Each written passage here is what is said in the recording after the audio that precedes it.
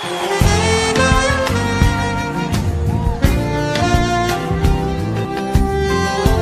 tu veux le louer, sache qu'il faut que tu le fasses avec le cœur. Si tu veux le louer, lâche penser qui t'attache et te font peur. Si tu veux le louer, aime l'âme et celle aussi de ton voisin. Si tu veux le louer, sème avant que tu récolteras demain. Pas besoin. Bonjour et bienvenue à notre émission Eau vive. Ce matin, que les fleuves d'eau vive se déversent dans vos vies, que le Seigneur, par la puissance de son esprit, transforme vos vies au nom de Jésus. Permettez-moi de prier. Merci Saint-Esprit pour ta grâce, pour ta présence, pour ta fidélité. Merci de te révéler ce matin à chacun d'entre nous, à tous ceux qui entendront ce message, aussi loin qu'il se trouve, au nom de Jésus. Merci de guérir, de restaurer, de transformer. Merci de visiter un homme, de visiter une famille. Reçois toute la gloire, Dieu Tout-Puissant, au nom de Jésus. Amen. Alléluia.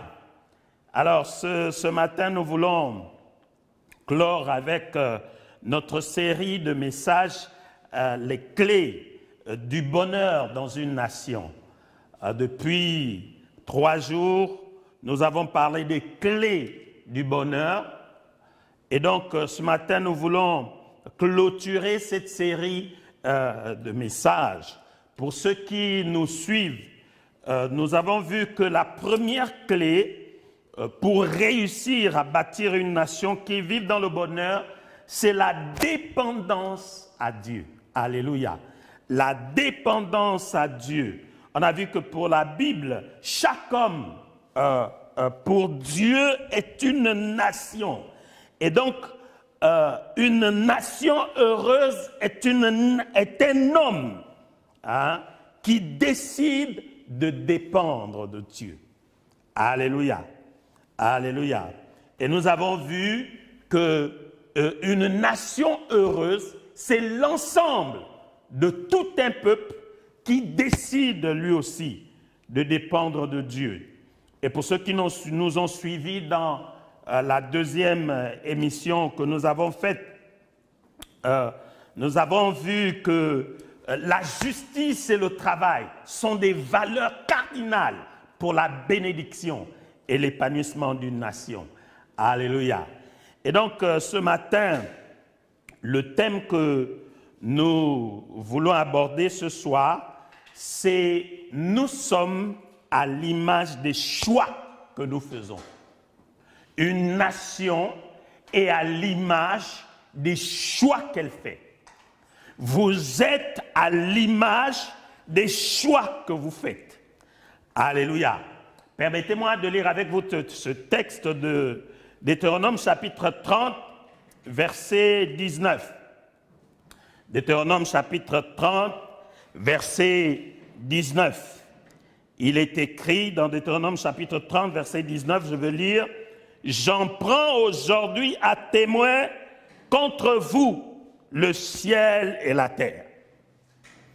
J'ai mis devant toi la vie et la mort, la bénédiction et la malédiction. Choisis la vie afin que tu vives, toi et ta postérité. » Alléluia. Choisis la vie afin que tu vives, toi et ta postérité. Alléluia.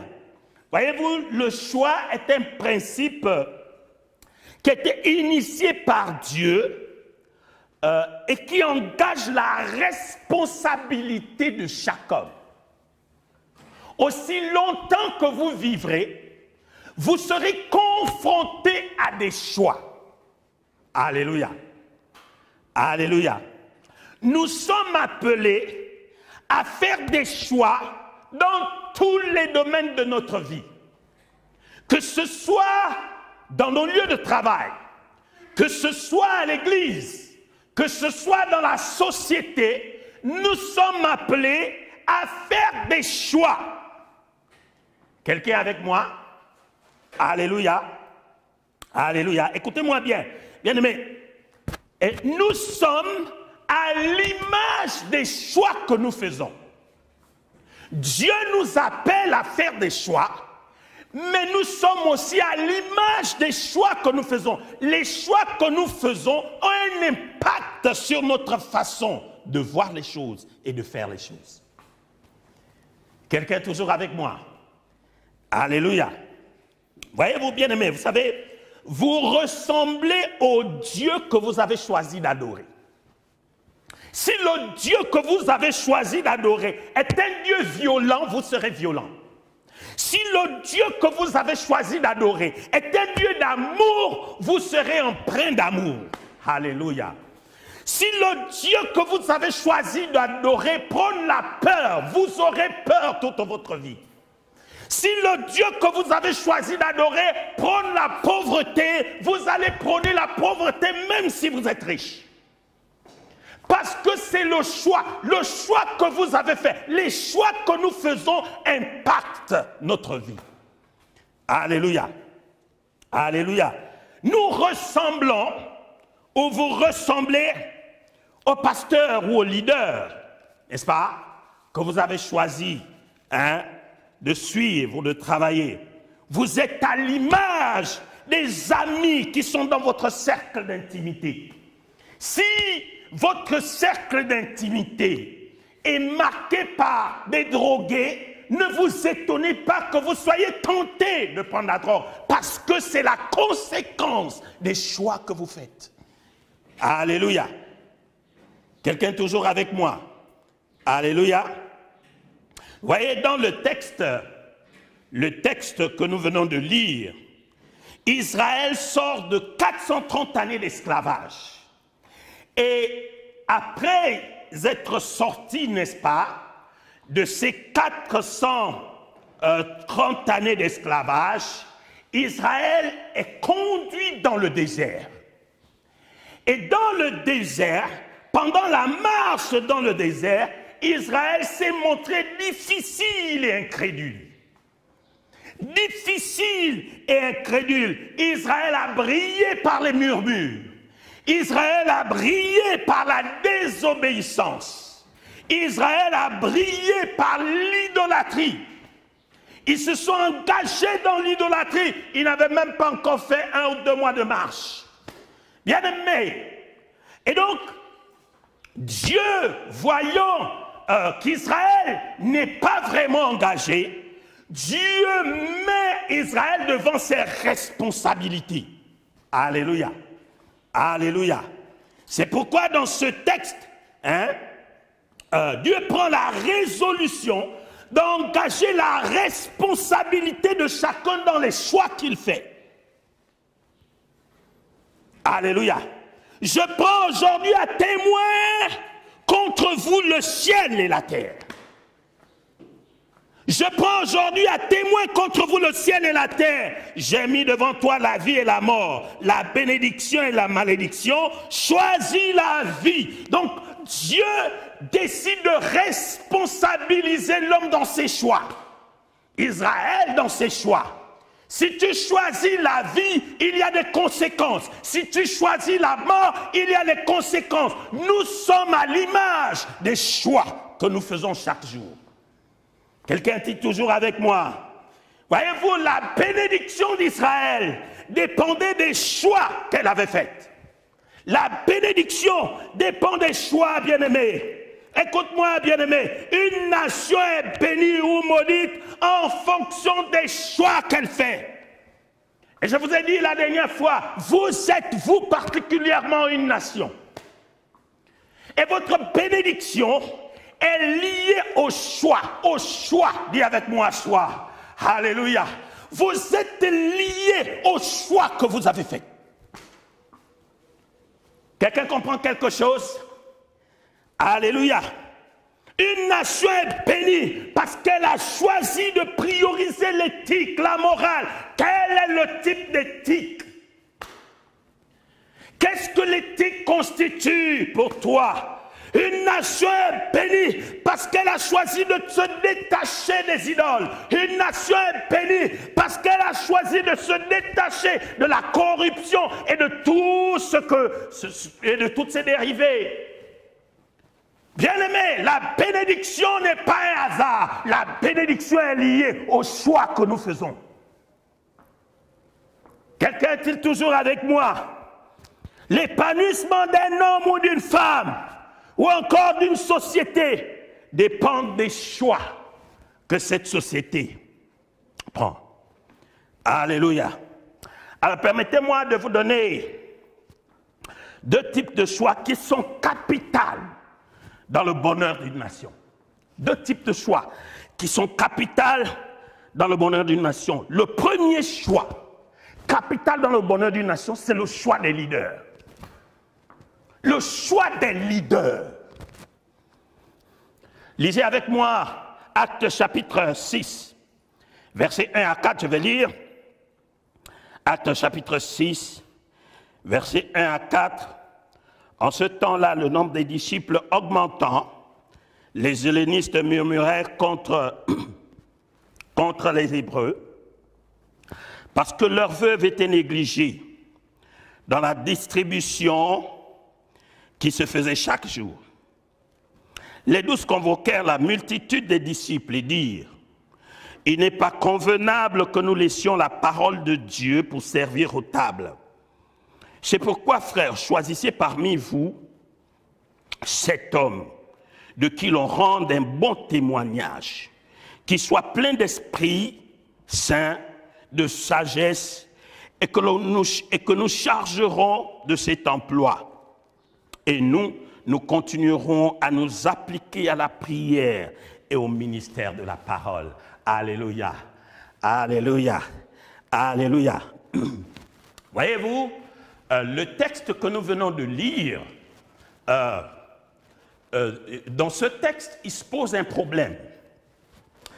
Il y avait les vivres, l'église, l'église de Jérusalem récoltait des vivres, et ces vivres étaient distribués aux veuves et aux orphelins. Mais dans ce cadre, il s'agit des veuves. Donc chaque veuve avait ses orphelins et voilà, les partageait. Mais il s'est trouvé qu'il y avait deux camps pratiquement. Il y avait le camp des Juifs et il y avait le camp des hellénistes, c'est-à-dire les Grecs qui s'étaient convertis au christianisme. Et ils avaient remarqué que lorsque les vivres étaient distribués, les veuves hellénistes ne recevaient pas grand-chose. Les Juifs donnaient beaucoup plus à leurs veuves et ils ne donnaient pas grand-chose aux veuves des Grecs. Et c'est alors qu'ils ont posé ce problème. Ils ont posé ce problème pour dénoncer l'injustice, pour dénoncer qu'il y a mauvaise repartition des ressources. Alors l'Église, sous la conduite de Pierre, décide qu'il faut faire des choix. Il faut choisir des bons leaders. Alléluia. Il faut choisir des bons leaders. Écoutez-moi, il y a deux types de leaders importants. Il y a le leader spirituel et il y a le leader politique. Écoutez-moi. Vous savez, on ne choisit pas un leader spirituel parce qu'il prie bien. Écoutez-moi, bien-aimés. Alléluia. On ne choisit pas un leader spirituel parce qu'il parle en langue. Quelqu'un est toujours avec moi? Alléluia. On ne choisit pas un leader spirituel parce qu'il est éloquent. Hein? Parce qu'il a le don de chasser les démons. Non. On ne choisit pas un leader spirituel parce qu'il guérit les malades. Vous êtes peut-être scandalisés, mais c'est ça la vérité. On ne choisit pas un leader spirituel parce qu'il prophétise. Non. Bien-aimés, bien-aimés, quand vous lisez l'évangile de Matthieu, Jésus parle et il dit: plusieurs viendront et diront: Seigneur, n'avons-nous pas fait des miracles en ton nom? Il a dit: je ne vous connais pas. Si quelqu'un n'est pas connu de Dieu et qu'il est ton leader spirituel, il te conduit à la dérive. Pourtant, il fait des miracles. Écoutez-moi, bien-aimés. La Bible dit, vous les reconnaîtrez à leurs fruits. Alléluia. Nous les reconnaîtrons à leurs fruits.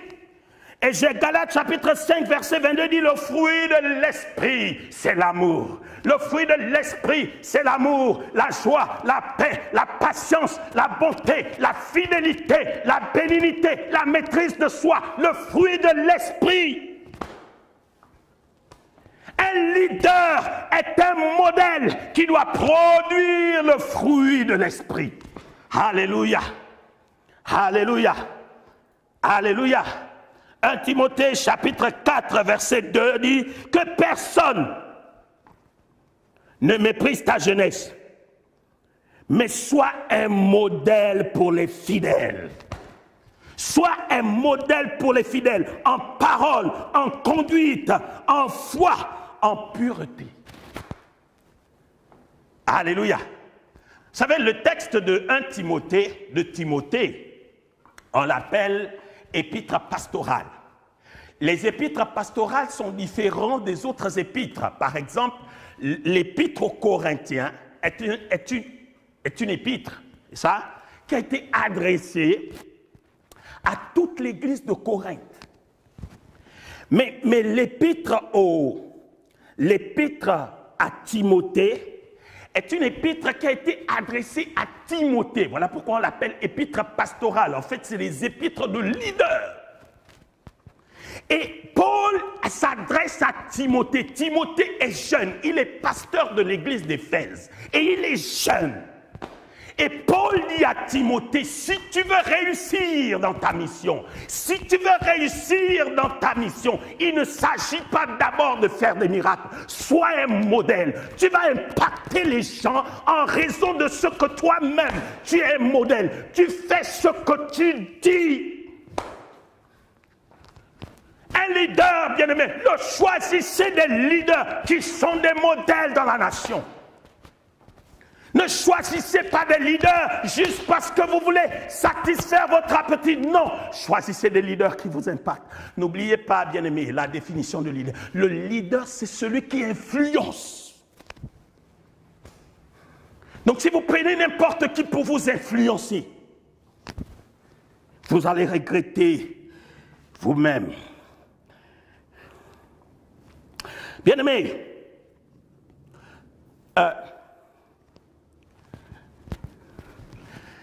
il y a le leader, je vous ai parlé du leader spirituel, mais il y a aussi le leader politique. Et vous voyez, pour le leader politique, on ne choisit pas un leader politique parce qu'il est notre parent. Est-ce que vous comprenez? Le choix est très important. Ne choisissez pas quelqu'un parce qu'il est votre ami. Ne choisissez pas quelqu'un parce qu'il vous fait des dons. Non. On ne choisit pas un leader parce qu'il nous a donné du travail. Non, c'est le rôle des leaders de trouver du travail. C'est un devoir. On ne choisit pas un leader, bien-aimé, parce qu'il nous a contentés. Non, bien-aimé. On choisit un leader parce qu'il a une vision claire pour tout le monde. On choisit un leader parce qu'il a un projet de société clair pour tout le monde. C'est les principes du choix d'un leader. Et donc, vous voyez, cet aspect rejoint justement ce que Paul dit à Timothée. Il doit être un modèle en parole. Quand vous choisissez un leader, écoutez comment il parle, quel est son projet, qu'est-ce qu'il veut faire. Si un leader vous dit qu'il veut construire 1000 maisons par jour, vous savez que ce genre de leader n'est pas éligible. Écoutez, bien-aimés, le choix d'un leader finit toujours par vous impacter. Si vos leaders sont des voleurs, ils finiront par ruiner la nation. Que celui qui a des oreilles pour entendre, entende. Voyez-vous, avant que Pierre ne dise aux Juifs, aux Grecs de choisir des hommes qui craignent Dieu, ils avaient fait des choix sur des critères qui étaient personnels. Et ils ont fait des mauvais choix. Le choix, dis avec moi le choix. Dis avec moi le choix d'un leader. Dis à celui qui est à côté de toi, choisis bien ton leader, mon frère. Alléluia. Alléluia. Nous sommes, bien-aimés, à l'image des leaders que nous choisissons de suivre. Et nous avons notre responsabilité. Le texte que nous avons lu nous montre que Dieu nous met face aux choix que nous faisons. Nous subissons les conséquences des choix que nous faisons. Nous avons donc intérêt à faire de bons choix. Alléluia. Alléluia. Permettez-moi de vous donner le deuxième choix, et nous terminerons par là. Le deuxième choix que nous sommes appelés à faire pour le bonheur d'une nation, c'est le choix d'aimer. Dis avec moi, aimer. Alléluia. Nous devons faire le choix d'aimer. Permettez-moi de lire avec vous ce texte, Matthieu chapitre 22. Matthieu chapitre 22, versets 37 à 39. Matthieu 22, je veux lire. Jésus lui répondit, « Tu aimeras le Seigneur ton Dieu de tout ton cœur et de toute ton âme et de toute ta pensée. C'est le premier et le plus grand commandement. Et voici le second qui lui est semblable. Tu aimeras ton prochain comme toi-même. » Alléluia. Alléluia. Vous voyez, je ne vais pas faire trop de commentaires sur ce texte, mais ce que je voudrais que nous retenions, c'est que ce texte nous révèle trois types d'amour. Je réfléchissais et je disais, c'est vrai qu'on a souvent cette définition grecque des différents concepts d'amour. Je ne parle pas des définitions, je parle de trois types d'amour. Le premier type, c'est l'amour de Dieu. Ce texte nous montre que nous devons aimer Dieu. Vous savez, une nation qui veut s'épanouir est une nation qui aime Dieu. Alléluia. Alléluia. Et écoutez-moi bien, on n'aime pas Dieu en proclamant haut et fort « j'aime Dieu ». On n'aime pas Dieu parce qu'on sent à l'intérieur de nous qu'on aime Dieu. L'amour de Dieu je veux dire, l'amour de Dieu, si vous aimez Dieu, vous savez que vous l'aimez, pas en fonction de ce que vous ressentez, mais en fonction de ce que vous faites. Vos actions, ce sont eux qui témoignent l'amour que vous avez pour Dieu. Alléluia. C'est pourquoi Jean chapitre 14, verset 15 dit, « Si vous m'aimez », c'est Jésus qui parle, il dit, « Si vous m'aimez, gardez mes commandements. » Alléluia. Alléluia. Ce n'est pas subjectif, c'est objectif, c'est clair. Vous pouvez quantifier votre amour pour Dieu. Si vous m'aimez, gardez mes commandements. En d'autres termes, si vous me désobéissez, vous ne m'aimez pas. Alléluia. Alléluia. Jean chapitre 14, verset 21 dit, « Celui qui a mes commandements et qui les garde, c'est celui-là qui m'aime. » Alléluia. Alléluia. Celui qui a mes commandements et qui les garde, c'est celui qui m'aime. Donc, l'amour, nous aimons Dieu. C'est cela qui nous permet d'être une nation épanouie. Parce que rien ne peut se faire sans Dieu. Alléluia. Le deuxième type d'amour contenu dans ce texte que nous venons de lire, c'est que c'est l'amour du prochain. Dis avec moi l'amour du prochain. Tu aimeras ton prochain comme toi-même. Alléluia. Alléluia. Voyez-vous, bien-aimés, le prochain, ce n'est pas celui qui parle la même langue que toi. Il fait partie des prochains, mais ce n'est pas lui seul qui est prochain. Le prochain, ce n'est pas celui qui est ton frère de sang. Le prochain, ce n'est pas seulement celui qui a la même peau que toi. Le prochain, ce n'est pas seulement celui qui a le même niveau intellectuel que toi. Le prochain, ce n'est pas seulement celui qui est dans le même parti politique ou la même église, la même dénomination. Non. Le prochain, c'est celui qui te ressemble. Le prochain, c'est tout être humain. Alléluia. Homme noir, blanc, rouge, jaune, métis, hybride, d'honnête, appelez-les comme vous voulez. Tant qu'ils sont des hommes, ils sont votre proche. Alléluia. Alléluia. Et l'amour du prochain, c'est la valeur cardinale pour l'épanouissement et le bonheur de l'autre. C'est la clé pour ramener une nation aux dynamiques. Alléluia.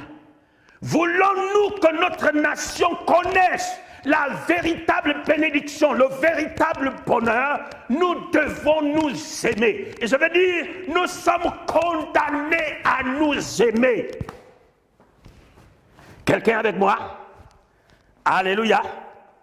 Une nation dans laquelle les citoyens ont une considération mutuelle finit toujours par triompher de ses erreurs, finit toujours par triompher de ses échecs. Bien-aimés, aimons-nous les uns les autres. Nous devons nous aimer, c'est la clé pour le succès d'une nation. Quelqu'un dit avec moi, 1 Corinthiens chapitre 13, hein? Je ne vais pas lire tout le chapitre, mais tout le chapitre est intéressant. Hein? Et il dit que, je prends juste à partir du verset 4, il dit, l'amour est patient. L'amour, c'est attendre. L'amour est plein de bonté. L'amour n'est pas envieux. Alléluia. Si Dieu a décidé de bénir mon prochain, je prie pour qu'il soit davantage béni, parce que ce même Dieu a aussi décidé de me bénir moi. Alléluia. Alléluia. L'amour ne cherche pas son intérêt. L'amour ne s'irrite point, l'amour pardonne tout, bien-aimé. L'amour pardonne, l'amour sait pardonner. Peu importe votre bord politique, nous sommes des frères. Peu importe votre église, nous sommes d'abord tous des frères. Et nous devons nous aimer pour construire une nation. Quelqu'un avec moi? Alléluia. Pour amener une nation dans le bonheur, bien-aimés, nous sommes tenus de nous aimer. Alléluia. Le troisième type d'amour que nous trouvons dans ce texte, c'est l'amour de soi. On parle très peu de cet amour. L'amour de soi. Généralement, on parle de l'amour de Dieu. On parle de l'amour du prochain. Mais on parle rarement de l'amour de soi. Et on a même l'impression que c'est de l'orgueil de s'aimer. Mais le texte dit, tu aimeras ton prochain comme toi-même. Alléluia. Alléluia. Permettez-moi de vous dire très rapidement, en raison du temps, que vous ne pouvez pas donner aux gens ce que vous n'êtes pas capable de vous donner vous-même. Quelqu'un comprend? Alléluia. Vous ne pouvez pas donner aux gens ce que vous n'êtes pas vous-même capable de vous donner. Écoutez-moi bien, vous ne pouvez pas aimer des gens si vous ne vous aimez pas vous-même. Vous ne respecterez pas des gens si vous n'êtes pas capable de vous respecter vous-même. Vous n'allez pas entretenir des gens si vous-même, vous ne savez pas vous entretenir. Alléluia. Alléluia. Alléluia. Voyez-vous, pour détruire un homme ou une femme, il faut faire croire à la personne qu'il n'est bon à rien. Hein? Qu'il est inutile. Hein? Faites-le et vous verrez, la personne va se détruire.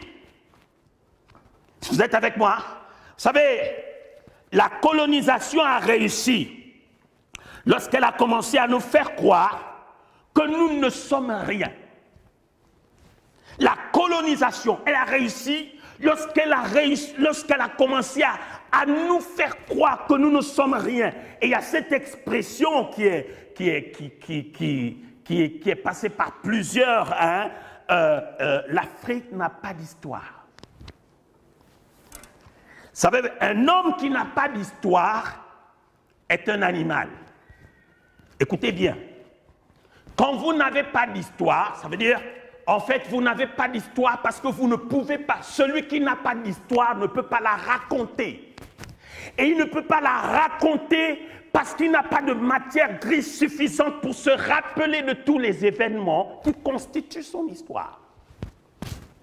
Alléluia. Donc, quand on dit que tu n'as pas d'histoire, ça veut dire qu'en fait, tu es réduit à l'animalité. Mais il y a une autre chose, lorsqu'on dit que tu n'as pas d'histoire, ça veut dire que tu n'as pas de territoire. Quelqu'un qui n'a pas d'histoire n'a pas de territoire.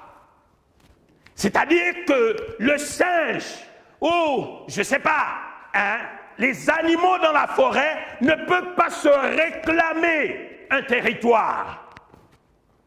Il vous suffit de venir un matin et de couper tous les arbres. Alors ils vont chercher ailleurs. Pourquoi? Parce qu'ils n'ont pas de territoire. Et c'est ça le message de l'Afrique n'a pas d'histoire. Bien-aimés, vous devez vous approprier ce que vous êtes. Aimez-vous, acceptez-vous, commencez à penser que ce message ne cadre pas avec ce que Dieu veut, ce que Dieu a planifié pour chaque homme. Alléluia. Alléluia. Paul dit, je suis une créature si merveilleuse. Je suis une créature si merveilleuse. Et moi, je dis, je suis fier d'être noir. Je suis fier d'être africain. Je suis fier d'être qui je suis. Parce que c'est Dieu qui a permis que je sois ce que je suis. Alléluia. Bien-aimés, écoutez-moi bien. Lorsque Dieu nous a créés, il nous a tout donné, tout. La Bible dit, je ne vais pas revenir sur ces textes, la Bible dit que Dieu nous a fait de terre. Et je dis toujours, si Dieu nous a fait de terre, alors je suis l'or. Si Dieu t'a fait de terre, mon frère, alors tu es diamant. Si Dieu t'a fait de terre, mon frère, alors tu es pétrole, parce que c'est dans la terre qu'on trouve toutes ces richesses. Alléluia. Et en tant que tel, je dois proclamer que je suis une bénédiction. Je dois proclamer que je suis un homme particulier. Je dois proclamer que je suis condamné au succès parce que je suis précieux. Dieu a mis en moi tout ce qui est précieux. Alléluia. Alléluia. Mais Dieu ne nous a pas fait que des terres. Il a soufflé en nous son esprit, la capacité d'être intelligent, la capacité d'être rempli de sagesse. Oh mon frère, je suis rempli de sagesse. Tu es rempli de sagesse. Proclame-le, peu importe le lieu où tu es. Proclame-le, dis-le, témoigne ce que Dieu a fait dans ta vie. Alléluia. Alléluia. Bien-aimés, pour toutes ces raisons, bien-aimés, vous devez vous valoriser. Vous devez vous valoriser et arrêter de proclamer ce que les gens ont dit de vous.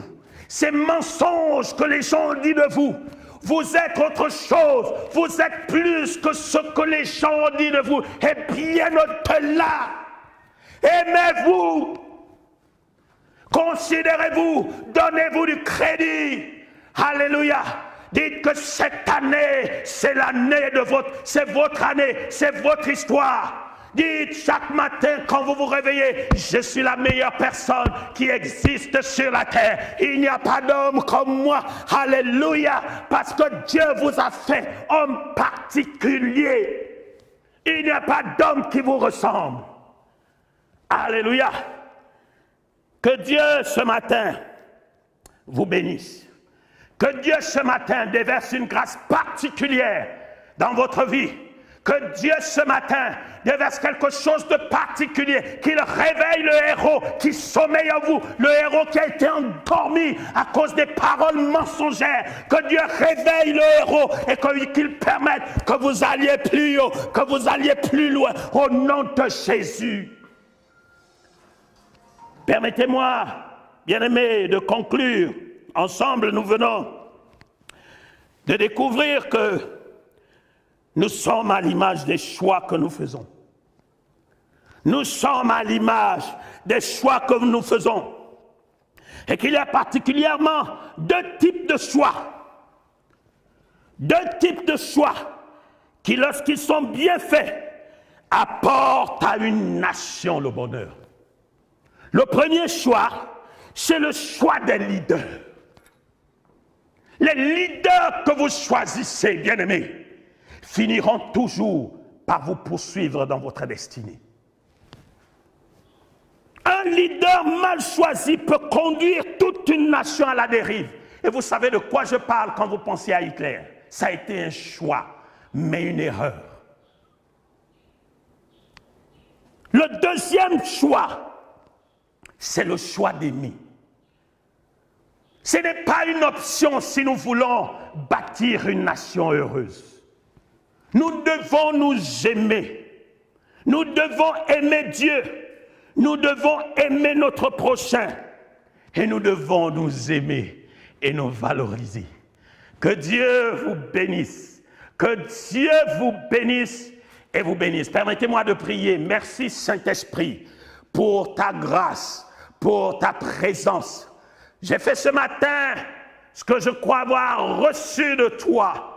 Et je prie, Dieu Tout-Puissant, que tu amplifies ce message, Saint-Esprit, que tu touches les cœurs, que tu transformes les vies, que tu guérisses au nom de Jésus, que tu restaures au nom de Jésus des nations atteintes. Oh Dieu Tout-Puissant, merci de glorifier ton nom. Reçois toute la gloire, toi le véritable Dieu, au nom de Jésus. Amen. Que Dieu vous bénisse. Que Dieu vous bénisse. Merci et à la prochaine.